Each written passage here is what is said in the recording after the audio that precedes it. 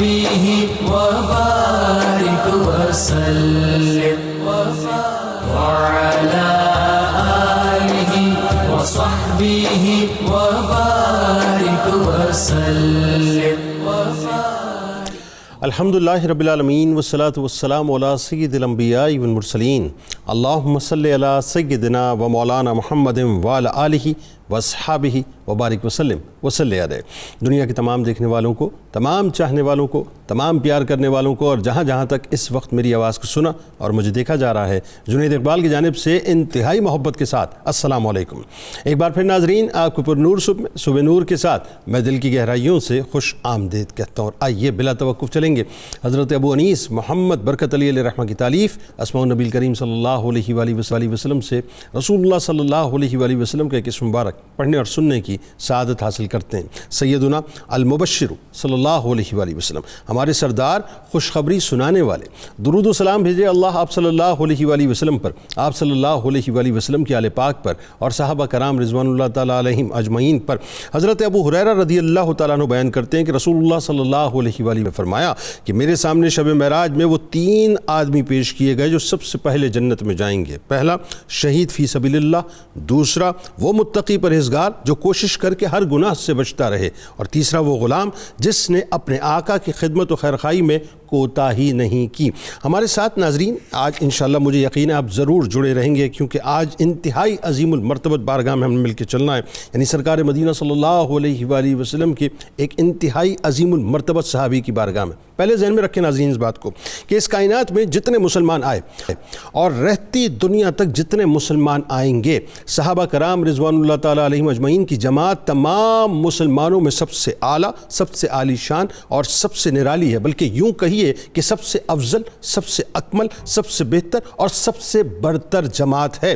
جس صحابی کی طرف نگاہ اٹھتی ہے ناظرین، جس صحابی کی طرف نگاہ اٹھتی ہے، ایسا لگتا ہے کہ وہ اپنی شان میں سب سے منفرد بھی ہیں اور سب سے جدا بھی ہیں. اور ایسا لگتا ہے صاحب کہ وہ رسول اللہ صلی اللہ علیہ وآلہ وسلم کے سب سے زیادہ قریب بھی ہیں، اور سرکار مدینہ صلی اللہ علیہ وآلہ وسلم سب سے زیادہ انہی پر عنایات کرتے ہیں. ایسی ایک انتہائی بلند مقام اور شاندار ہستی جو اصلاً فلسطین کے رہنے والے تھے اور اسلام لانے سے قبل مذہب نصرانی تھے، مگر جن کو جنات کی طرف سے واضح پیغام ملا کہ نبی آخر الزمان صلی اللہ علیہ وآلہ وسلم تشریف لا چکے ہیں، جا کر ان کی غلامی کا طوق اپنے گلے میں پہن لیں. بلکہ یوں کہیے کہ اللہ نے اپنے محبوب کی خدمت گزاری اور جانثاری کے لیے جن ہستیوں کو چنا تھا، اس عظیم مقصد کی جانب ان کو موڑ دیا گیا. لہٰذا جنہوں نے حضور نبی کریم صلی اللہ علیہ وآلہ وسلم کی خدمت اقدس میں حاضر ہو کر ایک وفد کے ساتھ اسلام قبول کیا، تو اپنے آپ کو صحابہ کرام رضوان اللہ تعالیٰ علیہم اجمعین کی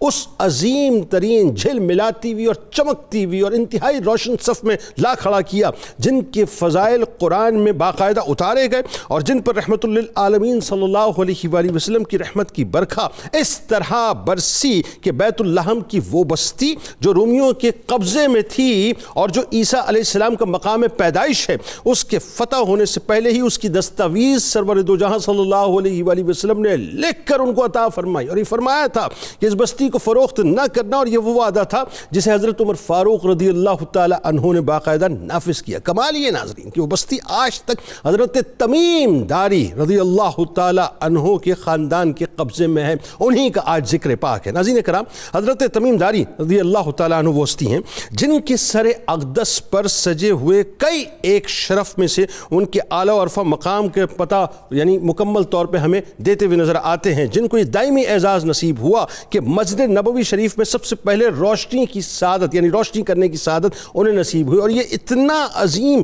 کام تھا، اتنی عظیم سعادت تھی کہ جس نے سرور دو جہاں صلی اللہ علیہ وآلہ وسلم کے قلب اطہر کو اس قدر خوش کر دیا کہ زبان اقدس سے یہ دعا عطا ہوئی کہ تم نے اسلام کو روشن کر دیا ہے، اللہ تعالیٰ دارین میں تمہیں نور عطا عطا کرے۔ سنو، اگر میرے پاس کوئی بیٹی ہوتی تو ضرور تمہارا اس سے نکاح کرا دیتا۔ جنہیں یہ عظیم ترین شرف نصیب ہوا ناظرین کہ حضور نبی کریم صلی اللہ علیہ وآلہ وسلم کی خدمت اقدس میں ممبر بنا کے باقاعدہ پیش کیا تو امام الانبیاء صلی اللہ علیہ وآلہ وسلم نے اسے بے حد پسند فرمایا۔ آپ رضی اللہ تعالیٰ عنہ بارگاہ رسالت مآب صلی اللہ علیہ وآلہ وسلم میں مختلف تحائف بھی پیش کیا کرتے تھے اور رسول اللہ صلی اللہ علیہ وآلہ وسلم اسے بہت ہی محبت اور چاہت کے ساتھ قبول بھی فرمایا کرتے تھے۔ دیکھیں میرے سرکار کسی کو قبول فرما لینا صاحب، اس سے بڑی قبولیت کی منزل یا مقبولیت کی منزل ہو نہیں سکتی۔ حضرت تمیم داری رضی اللہ تعالیٰ عنہ حضرت عمر فاروق رضی اللہ تعالیٰ عنہ کے عہد حکومت میں نماز تراویح کی امامت کی سعادت بھی حاصل کر چکے تھے۔ مزاج میں اس قدر سادگی تھی کہ ریاکاری اور دکھاوے سے بہت دور رہتے تھے، بلکہ سنت رسول صلی اللہ علیہ وآلہ وسلم پر عمل کرتے ہوئے اعتدال کا راستہ ہمیشہ اپنایا کرتے تھے۔ حضرت تمیم داری رضی اللہ تعالیٰ عنہ وہ صحابی ہیں جن کی دجال سے باقاعدہ ون آن ون ناظرین ملاقات ہوئی ہے، جنہوں نے دجال سے گفتگو کی ہے، دجال سے قیامت سے پہلے ظہور پذیر ہونے والی علامات بھی سنی ہیں، سرکار مدینہ صلی اللہ علیہ وآلہ وسلم کے فضائل بھی اور ان کی حقانیت بھی سنی ہے، مکہ اور مدینہ کی سرزمین کے تقدس بھی سنا اور قیامت سے پہلے دجال ہی کی زبانی اس فتنہ انگیزی کو سنا ناظرین جو وہ مختصر عرصے میں پوری دنیا کے اندر بپا کرے گا۔ پھر دجال کے اس پورے آنکھوں دیکھے اور کانوں سنے واقعے کو حضور نبی کریم صلی اللہ علیہ وآلہ وسلم سے ذکر بھی کیا اور حضور نبی کریم صلی اللہ علیہ وآلہ وسلم نے ان سے ممبر پر صحابہ کرام کے سامنے باقاعدہ اس پورے واقعے کو بیان بھی کیا۔ پس سرور دو جہاں صلی اللہ علیہ وآلہ وسلم کی زبان اقدس سے اس بیان کو حضرت تمیم داری رضی اللہ تعالیٰ عنہ کی خوبیوں میں اس طرح سے شمار کیا گیا کہ سرکار علیہ السلام نے برسر ممبر آپ کی صداقت کی آغاز کرتے ہیں۔ دل تو بہت چاہ رہا تھا کہ اور مزید گفتگو کروں، یقین مانیے اتنی کمال ہستی اور خاص طور پہ آج تو بڑا اس اعتبار سے جو انٹرسٹنگ پروگرام ہے کہ بہت سے لوگوں کو جو دجال کے بارے میں انفارمیشن ہے وہ بڑی واضح طور پہ آج انشاءاللہ پہنچے گی۔ لیکن میں چاہتا ہوں سب سے پہلے ذرا یہ بتائیے کہ حضرت تمیم داری رضی اللہ تعالیٰ عنہ ان کا تعارف بیان کیجئے، پھر جو آپ کا قبول اسلام کا واقعہ ہے صاحب کیا کمال ہے وہ بھی ذرا بتائیے۔ سرور دو جہاں صلی اللہ علیہ وآلہ وسلم نے پھر آپ کو ایک باقاعدہ بستی الاٹ کر دی، اس بستی کا کیا معاملہ تھا؟ حضرت عمر فاروق رضی اللہ تعالیٰ عنہ نے میرے سرکار علیہ السلام کی اس دستاویز کو کس انداز سے پھر اس کو اپلائی کیا باقاعدہ اور آج تک جو ہے موجود ان کی نسل کے اندر وہ بستی بتائیے ذرا۔ بسم اللہ الرحمن الرحیم، اللہم صلی علی محمد وعلی آل محمد وبارک وسلم۔ بہت شکریہ محترم جنید اقبال صاحب۔ آج جب ہم سیدنا حضرت تمیم داری رضی اللہ عنہ کا ذکر کرتے ہیں تو سب سے پہلی بات تو یہ ہے کہ اللہ رب العزت نے اس مقدس جماعت کو قرآن کریم میں جو مختلف اعزازات سے نوازا، ان میں سے ایک اعزاز میں نظر کرتا ہوں کہ ارشاد ہوا اولئک الذین ہداہم اللہ۔ یہ وہ مقدس ترین لوگ ہیں جن کو اللہ نے سیدھی راہ دے دی۔ وَأُولَئِكَ هُمْ أُولُو الْأَلْبَابِ، فرمایا کہ حقیقی معنوں میں صاحبان عقل و دانش، صاحب بصیرت یہ لوگ ہیں۔ یہ قرآن کریم کا سرٹیفکیٹ اس مقدس جماعت کو ملا ہے، اس لیے جب بھی ان صحابہ رضی اللہ عنہم میں سے کسی کا بھی نام آتا ہے تو آپ کے بقول یہ تو ایک حقیقت ہے کہ ہر گلے را رنگ و بوئے دیگر است۔ واہ، جس کا بھی نام لائیں گے اس کا رنگ، اس کی خوشبو اور انداز سے دماغوں کو معطر کرتی رہے گی قیامت۔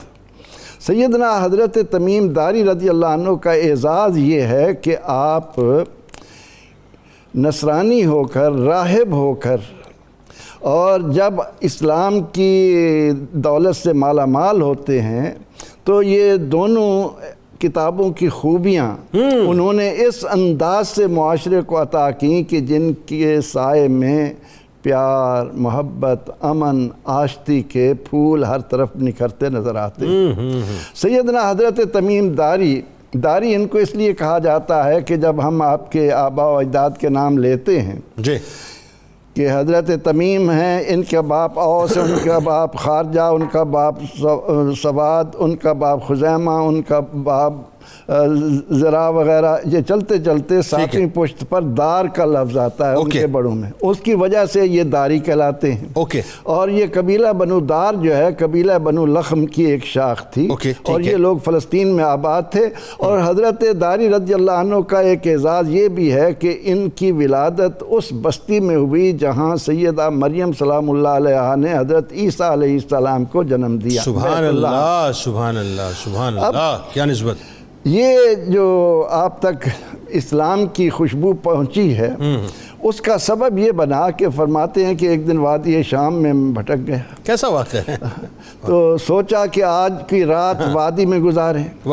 اب اس وقت کے دستور کے مطابق انہوں نے وادی میں یہ تصور کرتے ہوئے کہ یہ جنات سے بھری ہوئی ہے اور کہا کہ میں وادی کے سب سے بڑے جن کی پناہ میں آتا ہوں۔ ٹھیک ہے، یہ اس وقت تک نہیں جانتے تھے کہ وما ارسلناک الا کافۃ للناس بشیرا ونذیرا کے ساتھ ساتھ ارسلت الی الخلق کافہ، آپ چونکہ تمام مخلوق کے رسول بن کر آئے ہیں، اور جنات کی جماعت بھی اسلام قبول کر چکی تھی اور انہوں نے بھی یہ بتا دیا تھا کہ اب ہمارا آسمانوں پر راستہ جانا بند ہو گیا ہے۔ اچھا، طریق یہی تھا اس زمانے میں کہ لوگ جو ہیں سب سے بڑے جن کی جو ہے وہ پناہ میں آ جایا کرتے پناہ مانگتے تھے۔ ٹھیک ہے، تو آپ نے بھی وہی طریقہ اختیار کیا۔ تو ایک دم جن کے سرداروں کی جو جنوں کا سردار تھا اس کی آواز آئی کہ یہ تم غلط کر رہے ہو، اب تم جن کی پناہ نہیں مانگ سکتے، ہم حضور سید عالم صلی اللہ علیہ وسلم پر ایمان لا چکے ہیں، ہمیں اللہ نے یہ نور عطا کر دیا ہے،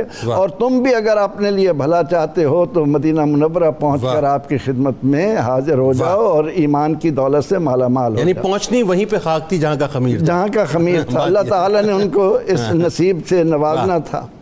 تو آپ اپنے وفد میں 10 افراد کے ساتھ حضور سید عالم صلی اللہ علیہ وسلم کی خدمت میں سنۃ الوفود 9 ہجری وفود کا سن ہے، تو آپ کا بھی وفد آتا ہے اور آ کر نبی اکرم رحمت عالم صلی اللہ علیہ وسلم کی خدمت میں حاضر ہو کر آپ اسلام قبول کر لیتے ہیں۔ اور اسلام قبول کرنے کے بعد آپ چونکہ اہل کتاب میں سے راہب تھے، عالم تھے، انجیل اور زبور، قرآن کہتا ہے کہ ان کا مطالعہ کرنے والا حضور سید عالم صلی اللہ علیہ وسلم سے اس طرح آشنا تھا کما یعرفون ابناءہم، سبحان اللہ، جس طرح انسان اپنی اولاد کو جانتا ہے تورات اور ایسے وہ زبور رسول اللہ صلی اللہ علیہ وسلم کو جانتے تھے۔ پڑھنے والے کو ایسا تعارف دے رہی ہے کہ وہ حضور علیہ الصلوۃ والتسلیم کو جانے بغیر نہیں رہ سکتا۔ یعنی علماء اہل کتابن میں سے تھے آپ بیسیکلی نا؟ جی ہاں، آپ علماء اہل کتاب میں سے تھے۔ تو اب انہوں نے آ کر نبی اکرم رحمت عالم صلی اللہ علیہ وسلم کی بارگاہ میں اسلام قبول کیا، بلکہ حضور علیہ السلام نے اس موقع پر اس وفد کے 2 افراد، ایک طیب اور ایک عزیز، ان کے نام بھی بدلے۔ فرمایا کہ طیب کا نام عبداللہ اور عزیز کا نام عبد الرحمن رکھا جائے، اور آقا علیہ السلام نے یہ 2 خوبصورت نام امت کو عطا فرمائے جو تمام ناموں میں سب سے بہتر شمار ہوتے ہیں۔ سبحان اللہ۔ اب وہ چونکہ کتاب کے عالم تھے، انہیں معلوم تھا کہ اسلام کی آفاقیت یہ ہے کہ اس نور نے تمام باطل کو دبانا ہے، 4 دانگ عالم میں یہ نورانی کرنے جانی ہیں۔ تو اس نے کہا کہ یا رسول اللہ صلی اللہ علیہ وسلم، آپ کا وہاں قدوم ممنت الدوم یعنی آپ کے دین نے پہنچنا ہے، تو آپ مجھ پر ایک کرم کریں کہ مجھے یہ 2 بستیاں الاٹ کر دیں تاکہ یہ میرے نام ہو جائے، مجھے ایک اعزاز مل جائے۔ سبحان اللہ۔ اب حضور سید عالم صلی اللہ علیہ وسلم تو ان باتوں کی اطلاع غزوہ خندق میں بھی دے چکے اور بھی کئی مقامات پر آپ تو بتا چکے تھے کہ پہلی ضرب لگی تو فرمایا یمن ہمارا ہو گیا، دوسری ضرب لگی تو روم ہمارا ہو گیا، تیسری ضرب لگی تو فارس ہمارا ہو گیا۔ تو حضور سید عالم صلی اللہ علیہ وسلم نے ان کو 2 بستیاں الاٹ کر دیں اور باقاعدہ ایک دستاویز بنا دی، اور وہ دستاویز انہوں نے محفوظ رکھی، اور جب فاروق اعظم رضی اللہ تعالیٰ عنہ کے دور میں وہ بستیاں الاٹ ہوئیں تو وہ آئے اور آپ نے اس کے مطابق ان کو 2 بستیاں دیں، اور ان میں سے جو بیت اینون ہے وہ آج تک بستی داریین کے نام سے مشہور ہے۔ واہ واہ، یعنی انہی کی نسلوں میں جو ہے نبی اکرم انہی رحمت کے پاس عالم موجود صلی ہے۔ اللہ علیہ وسلم نے انہیں جو تحفہ عطا کیا وہ آج تک بتا رہا ہے کہ حضور سید عالم صلی اللہ علیہ وسلم اپنے دامن پناہ میں آنے والوں کو کن کن نوازشات سے واہ نوازتے سر، ایک ہیں۔ نقطہ ذرا سا کھولیں، آپ بزرگ ہیں اور ظاہر ہے اتنی خوبصورت رچاؤ کے ساتھ آپ نے ابتدائی گفتگو فرمائی۔ میں ذرا ایک نقطے میں آ کے تھوڑا سا رک گیا اور میں چاہتا ہوں کہ تمام ہی لوگوں کو، دیکھنے والوں کو روک کے ذرا اس طرف متوجہ کرواؤں۔ میری ملک میں کوئی چیز نہیں ہے تو یہ کیسے ممکن ہے کہ میں اسے الاٹ کر دوں، اور میں نے اس چیز کو دیکھا نہیں ہے تو میں کیسے الاٹ کر دوں؟ قربان جائیے سرکار علیہ السلام پہ، ذرا اس نقطے کو بھی تو کھولیے نا لوگوں کے حضور نبی سامنے اکرم کہ جو ملک میں آنے والی ہے، جو علاقہ فتح ہونے والا ہے، جس علاقے پہ قبضہ ہونے والا ہے، جس علاقے پہ مسلمان تسلط اختیار کریں گے ایک سرٹن ٹائم کے بعد، میرے سرکار اس وقت دیکھ کے جو ہے نہ صرف الاٹ کر رہے ہیں زبانی طور پہ، دستاویز بھی دے رہے ہیں، یہ کیسی بات ہے ذرا بتائیے؟ حضور نبی اکرم رحمت عالم صلی اللہ علیہ وسلم جب دنیا میں تشریف لائے تو اللہ رب العزت نے آپ کو اپنے تمام خزانوں کی چابیاں عطا فرما دیں۔ اللہ، آپ فرماتے ہیں اوتی تو مفاتیح خزائن السماوات والارض، زمین اور آسمان کے خزانوں کی چابیاں میرے پاس ہیں، جن کو اللہ نے اتنی آفاقیت عطا کی ہو اور انہیں کائنات کی ہر شے کا رسول بنایا ہو، تو ان کے قبضے سے کوئی چیز کیسے باہر ہو سکتی ہے؟ وہ تو ظاہری ایک انداز تھا دنیا کو سمجھانے کے لیے، ورنہ اللہ رب العزت نے تو دنیا بھی ان کو عطا کی ہے اور جنت بھی ان کو عطا کی۔ یعنی یہ وہی بات آ گئی، وہ جو رومن امپائر کا کولیپس ہونا ہے میرے سرکار نے اسی وقت دیکھ لیا تھا کہ وہ کولیپس ہوگی، اور ایک وقت ایسا آئے گا ساری ہماری ملک ہوگی، جس کو جو چاہیں گے دیں گے۔ میرے آقا علیہ السلام نے تو ہجرت کی رات سراقہ کو کنگن پہنانے کی بشارت دے دی تھی۔ بالکل ٹھیک، بالکل ٹھیک، کہ یہ سراقہ خسرو پرویز کے سونے کے کنگن تمہیں پہنائے جائیں گے، اور وہ بھی وہ حضرت عمر فاروق اعظم رضی اللہ عنہ۔ بات آگے بڑھاتے ہیں مفتی صاحب، ذرا یہ بتائیے، کیا خوبصورت ظاہر ہستی ہیں آپ، اور اللہ تعالیٰ نے آپ کو کئی اوصاف سے نوازا۔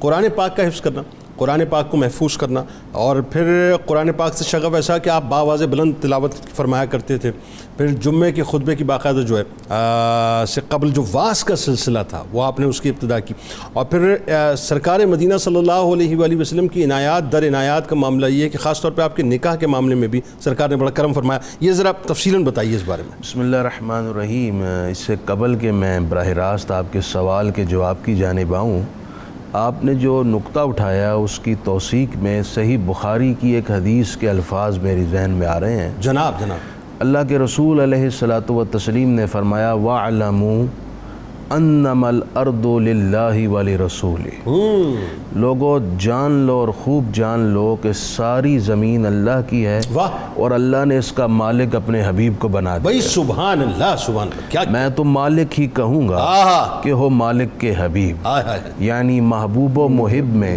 نہیں میرا تیرا۔ حضرت سیدنا تمیم داری رضی اللہ تعالی عنہ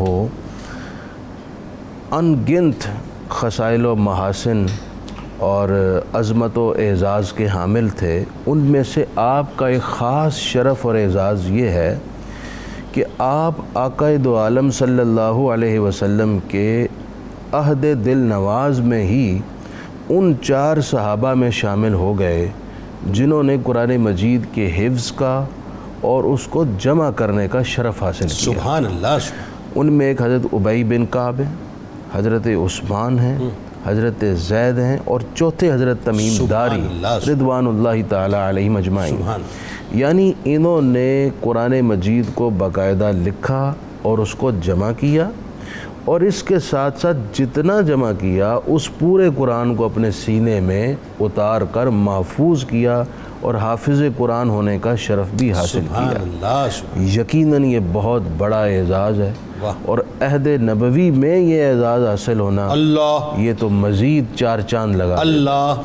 اسی طرح حضرت سیدنا تمیم داری کا یہ بھی شرف ہے کہ آپ قرآن مجید کو بڑے خوبصورت لحن میں پڑھتے، جو سنتا جی چاہتا آپ پڑھتے رہیں اور ہم سنتے رہیں۔ اللہ اکبر۔ یعنی یوں پڑھتے کہ کانوں میں رس گھل جاتا اور قرآن مجید دلوں میں اتر جاتا۔ واہ سبحان۔ حضرت عمر رضی اللہ تعالیٰ عنہ فرماتے ہیں کہ ہماری تہجد کے وقت سب سے پہلی آواز جو کانوں میں گونجتی ہے وہ حضرت معاذ بن جبل اور حضرت تمیم داری کی تلاوت قرآن کی آواز گونجتی ہے۔ سبحان اللہ سبحان۔ تو اس سے بھی اندازہ لگائیے کہ حضرت عمر رضی اللہ تعالیٰ عنہ فرما رہے ہیں، تو اس سے معلوم ہوا کہ آپ بآواز بلند بوقت تہجد تلاوت فرماتے تھے، اللہ، جسے اہل مدینہ سماعت فرماتے اور اس سے شوق اور حظ محسوس کیا کرتے۔ واہ واہ۔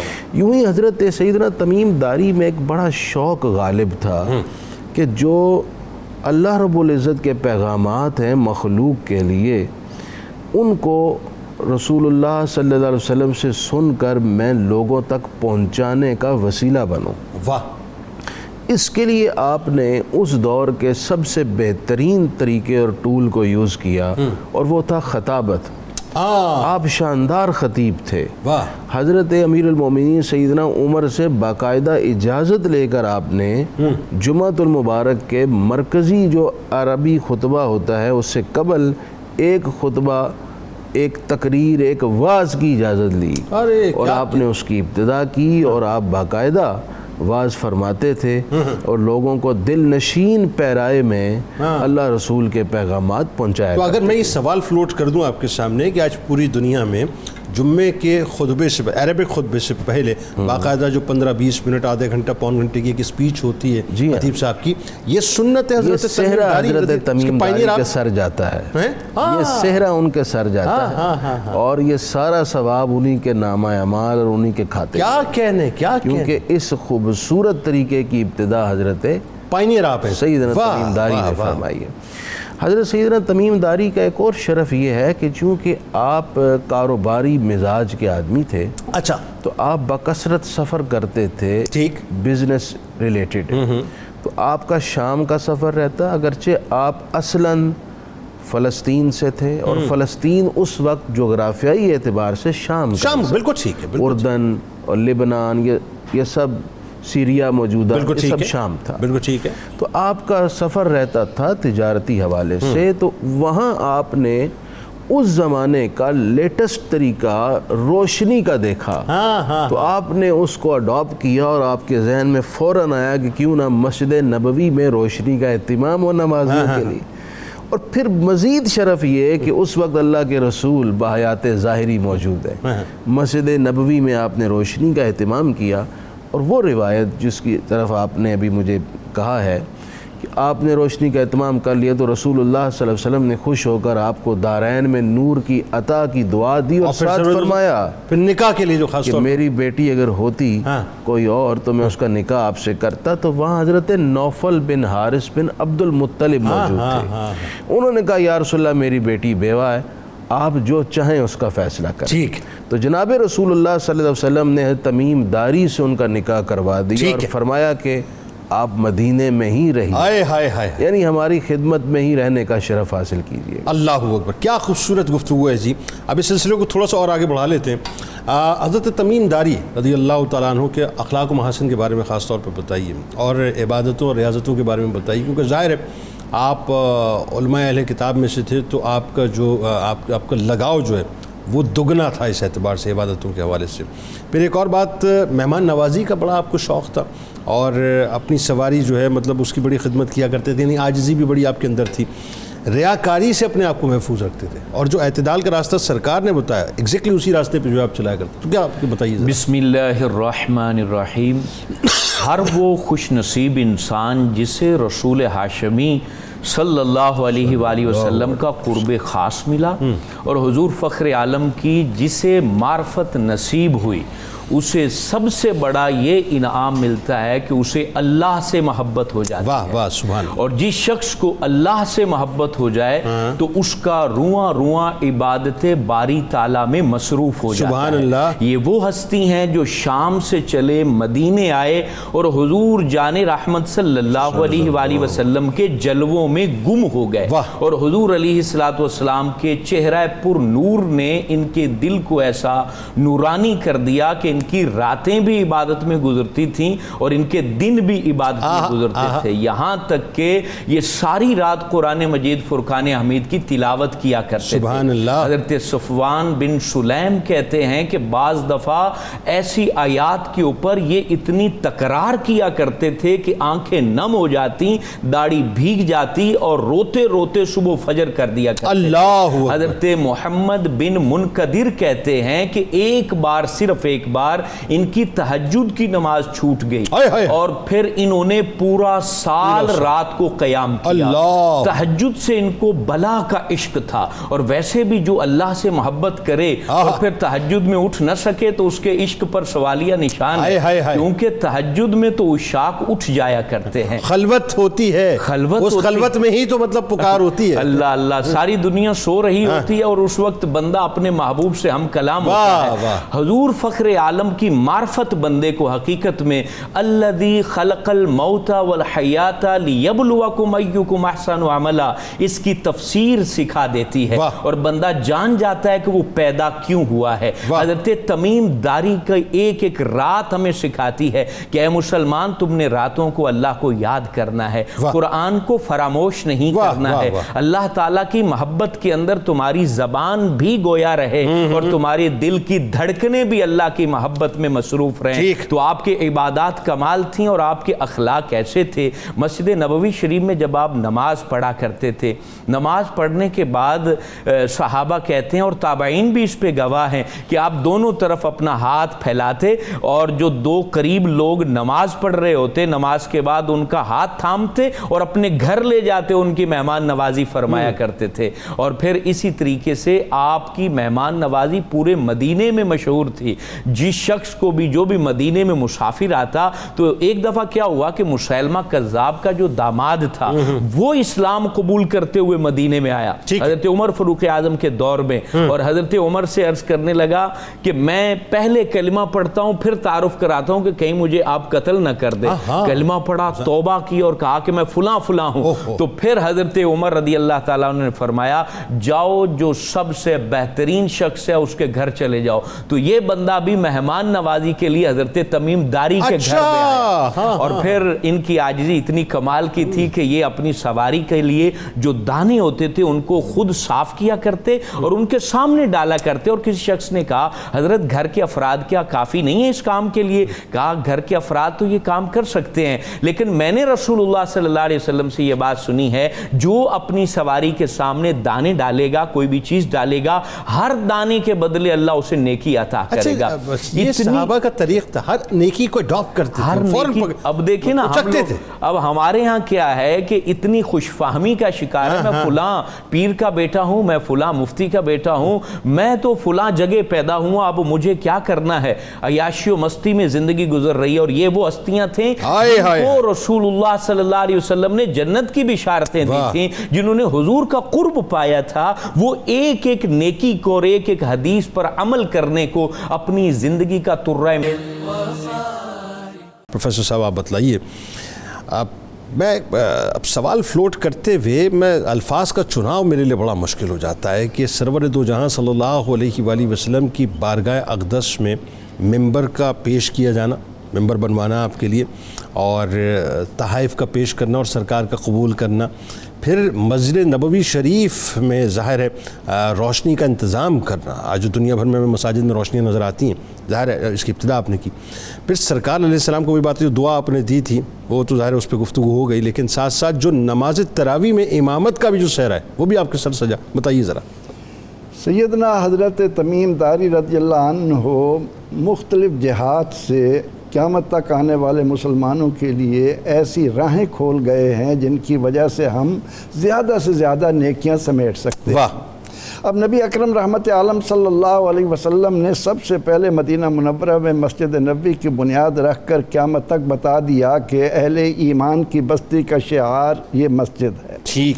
اب اس مسجد میں لوگوں تک دعوت پہنچانا، تو شروع میں اگر استن حنانہ کا واقعہ دیکھیں کہ جس کھجور کے تنے کے ساتھ حضور علیہ السلام ٹیک لگا کر واز فرماتے، جب ممبر ایک مائی صاحبہ نے اس وقت شروع میں جو بنوایا، تو آپ کا ممبر کی طرف جانا اور استن حنانہ کا حنین یعنی رو رو کر جدائی میں تڑپنا. تو نبی اکرم رحمت عالم صلی اللہ تعالی علیہ وسلم نے مسجد میں ممبر کی بنیاد رکھ کر ہمارے لیے کتنی سہولتیں رکھ دیں.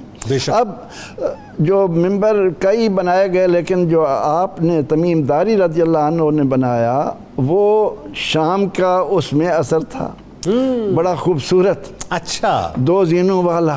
اوکے. عبداللہ بن عمر رضی اللہ عنہما کہتے ہیں کہ حضور سید عالم صلی اللہ علیہ وسلم کا وجود اقدس آخری عمر میں جب تھوڑے سا وزن زیادہ ہوا تو تمیم داری رضی اللہ عنہ نے اس کو محسوس کرتے ہوئے کہ آپ کے لیے یہ ممبر جو پہلے موجود ہے اس سے بہتر کی ضرورت ہے. ٹھیک ہے. تو آپ نے ایک ممبر بھی بنوا کر پیش کیا. یعنی یہ جو سرکار علیہ السلام کو پردہ فرمانے سے پہلے کے جو اواخیر کے جو مطلب آخر کے جو ایام ہیں 9 ہجری میں تو وہ مسلمان ہوئے ہیں. بالکل ٹھیک. تو اس لیے ایک ممبر انہوں نے بھی بنوا کر یہ سعادت حاصل کی. اور روشنی کے ضمن میں ہم بہت کچھ باتیں کر چکے، لیکن یہاں پر میں اتنا عرض کروں گا کہ سیدنا حضرت تمیم داری رضی اللہ عنہ نے ایک جدت پیدا کی. ہاں، یہ بتائیے نا. اور آج جو ہم اس کی روشنی کی لڑیاں دیکھتے ہیں، اس کا تعلق ان کے ساتھ جڑتا ہے. اللہ کے گھروں کو خوبصورت بنانا حضرت عثمان رضی اللہ عنہ کے دور سے جو شروع ہوا ہے، اس میں مسلمانوں کو اس بات کی طرف توجہ دینی چاہیے کہ یہ جو خاص عبادت کی راتیں آتی ہیں اور ان دنوں میں ہم خاص طور پر اللہ کے گھروں کو زیب و زینت دیتے ہیں، ان کے لیے آقا علیہ السلام کی دعائیں ہیں. واہ واہ واہ. یہ ایسے ہی نہیں ہے کہ کوئی بدعت شروع کر دی گئی ہے. تو وہ قندیلیں لائے، رسی لائے، زیتون کا تیل لائے اور اپنے خادم کو حکم دیا کہ تم اس رسی کو ستونوں کے ساتھ باندھ کر قندیلیں لٹکا دو، ان میں تیل ڈالو، ان میں بتیاں رکھو. اور رسول اکرم رحمت عالم صلی اللہ علیہ وسلم نے آ کر جب مسجد نبوی کو بقع نور بنا ہوا دیکھا، پوچھا یہ کیا ہے؟ تو کہا گیا کہ یہ تمیم داری لائے ہیں. تو اس موقع پر رسول اکرم رحمت عالم صلی اللہ علیہ وسلم نے وہ دعا دی جس کا ہم نے ذکر کیا. اور بلکہ اسی بات کو تھوڑا سا آگے بڑھائیں تو رمضان مبارک میں جب سیدنا فاروق اعظم رضی اللہ عنہ نے باقاعدہ تراویح کا جماعت کے ساتھ اہتمام کر کے مسجدوں کو منور کیا، تو حضرت علی کرم اللہ وجہہ کے یہ دعا تھی آپ کے لیے کہ عمر تو نے اللہ کا گھر روشن کیا ہے، اللہ تیری قبر کو روشن کرے. تو یہ روشنی کا معاملہ بھی اس طرح سے آتا ہے. اور امامت بھی آپ نے فرمائی تراویح کی. فاروق اعظم رضی اللہ عنہ نے مردوں کے لیے ابی ابن کعب رضی اللہ عنہ کو، اور عورتوں کے لیے حضرت تمیم داری کا انتخاب کر کے اس سے آپ کی شرم و حیا کا پہلو بھی جو ہے وہ ساری نمایاں ہوتا ہے. ظاہر ہے کہ وہ تو سیدنا فاروق اعظم رضی اللہ عنہ نے ان کو امامت بھی دی.